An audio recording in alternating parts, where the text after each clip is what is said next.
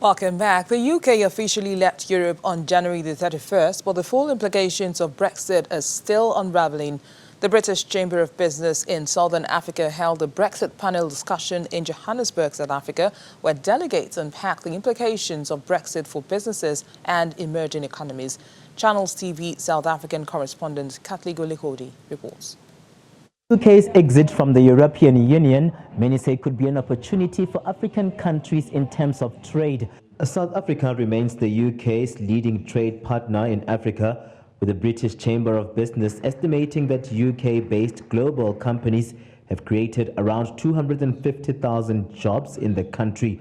The British government's target is to double annual exports to £1 trillion British pound and increase the number of UK exporters by 100,000 by 2020. On the 1st of February this year, the Brexit transition period began in earnest, expected to last for about 11 months. In October last year, the UK and the SACO members, and together with Mozambique, signed what's called an economic partnership agreement. The ambition of that was to ensure a seamless transition from the terms of the EU SADC agreement, which governs terms of trade between the UK or between the EU and SADC countries at the moment, including the UK. Businesses have raised concerns calling for clear measures on what is to follow. I was more peculiar into how we as business are going to deal with the future relationship that the UK has with the EU, because we know that with the ratification processes, we don't have March to December. We actually have July to October, if we include the ratification process that UK has to undergo. Coming back to South African business and specifically the healthcare industry, the impact that Brexit is having on manufacturers wanting to export into the European market and placing a product, and all of a sudden, if you with, for instance, a notified body like BSI, your quality mark, or the way you would call it a CE mark for those of you that don't know, you can't put your product or place your product in the European market. But the British Chamber of Business has moved to allay fears. From the panel members, we saw the economic reality which we are navigating. We are not living in easy economic times. However, we can see the opportunities. So with an optimistic attitude, a proactive attitude, and partnering with organisations like the British Chamber, we can enable businesses to grow even in this market. Export demand and disruption to supply chains between Africa and the UK could be real challenges as post-Brexit becomes a reality. However, British South African businesses remain optimistic that Brexit also stands to offer new export opportunities, not just for South Africa, but partnerships across the African continent. From Sandton, Johannesburg, South Africa, Kathleen Golikodi, Channels Television News. In January, the Central Bank of Kenya gave the final nod to Access Bank's full acquisition of Kenya's Transnational Bank and its 28 branches. Access Bank's acquisition of Transnational Bank makes it the third Nigerian bank to enter East Africa after UBA and GT Bank. A director of Wall Street Research and Analytics, George Bodo, joins us now to talk more about this. Good afternoon, Mr. Bodo. Now, Access Bank is the third West African bank entering East Africa. What's the allure of East Africa to West African banks? I think the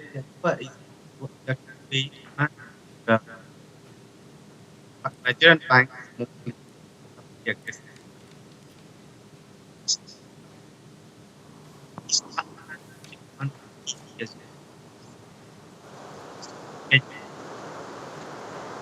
Second thing is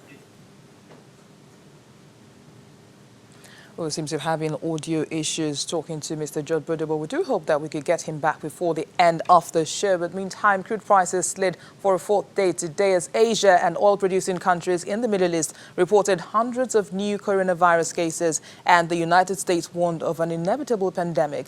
Brent crude fell 2% to $53.84 a barrel, while U.S. West Texas Intermediate crude dropped 1.7% to $49.05 a barrel. The executive director at the International Energy Agency, Faith Beryl, says the outlook on global oil demand growth has fallen to its lowest level in a decade and could be reduced further to the coronavirus outbreak. And gold prices edged higher in early trade as investors sought safe haven assets following a warning from the United States over the potential domestic spread of the coronavirus. Spot gold was up 0.3% at $1,639.74 an ounce, while U.S. gold futures eased 0.5% to $1,641.80. Among other precious metals, palladium gained 0.3% to $2,706.87 an ounce. Platinum was higher 0.4% to $929.54, while silver rose 0.3% to $18.03 an ounce.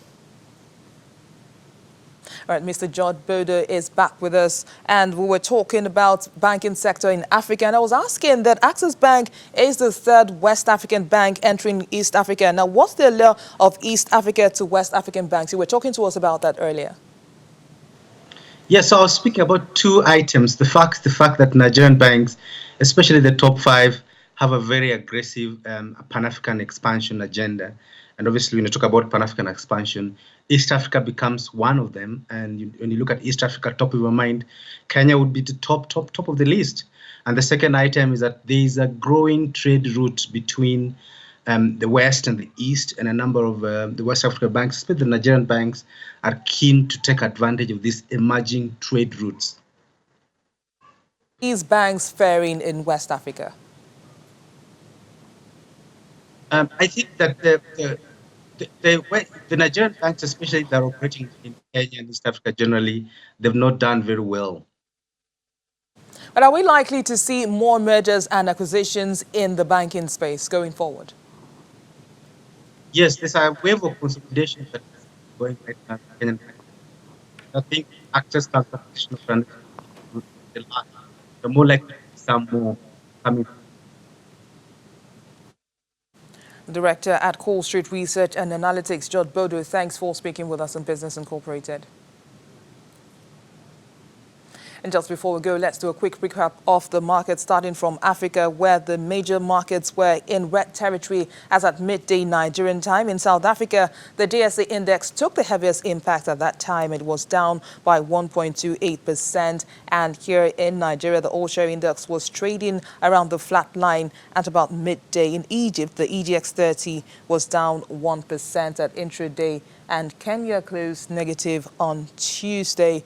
And in the Middle East, most of the markets were down at intraday as well, mirroring declines in global stocks. That's related to concerns about the spread of the coronavirus in the UAE. Dubai's index was down 1.96%, and Abu Dhabi's index was down 0.93%. Also at intraday in Qatar, the market shaved off 1.6%, and Saudi's index was also down 0.86%. And that's our program today. Thank you for watching. I am BC Adebayo.